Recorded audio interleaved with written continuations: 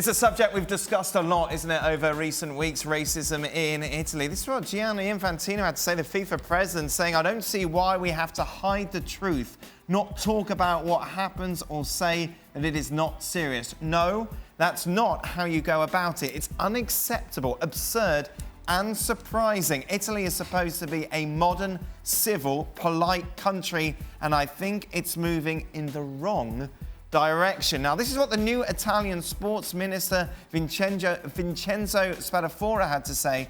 I will dedicate myself towards eliminating it from stadiums during my mandate, even at the cost of making unpopular decisions. The time has come for everyone to assume responsibility.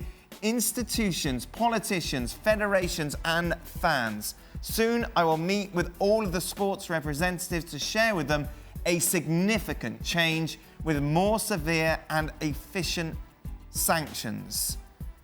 Shaka, does that make you more optimistic going forward? Well, in all honesty, yes is the short answer to that question, but I could hardly have been less optimistic. Right. Given how Italy and indeed FIFA have dealt with this situation as it pertains to racism within Italian football.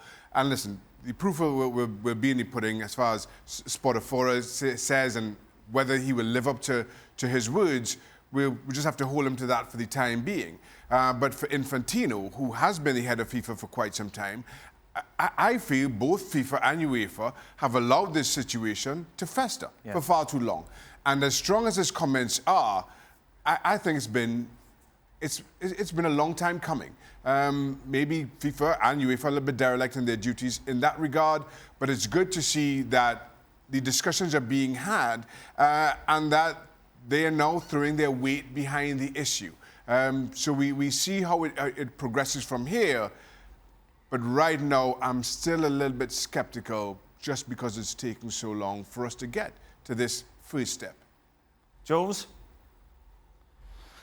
I don't care about words, I'm sorry. Words mean nothing to me. I mean, they've been talking about it for years and years, and it's an issue that has gone bigger and bigger and bigger in Italy and in other countries, but especially in Italy for years now. So until they take action and until they show us actual things, not just words, not just talking about what we're going to do and we can do this and we're going to do this and don't worry, this and that, that means nothing to players, to fans, or at least the fans who are not, doing the racist abuse, of journalists, of everyone. I think it's enough for words now. They need to take action. FIFA have to lead the way because, FIFA as a governing body have to show the right way, and they haven't always done that in Champions League or Europa League in recent history either.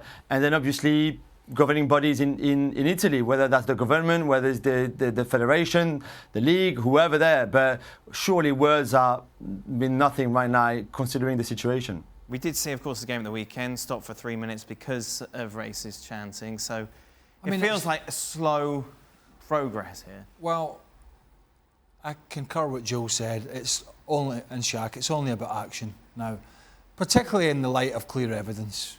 And on the latest incident with one of the that's a sorry thing to say, one of the latest incidents with Romelu Lukaku, when it was crystal clear, was the Italian Federation basically washing their hands of it.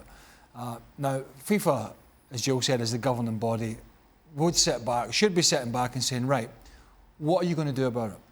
And if they don't do anything about it, then they have to supersede the federation and come in and make a stance. Until they start doing that, I'm not quite sure what's going to change.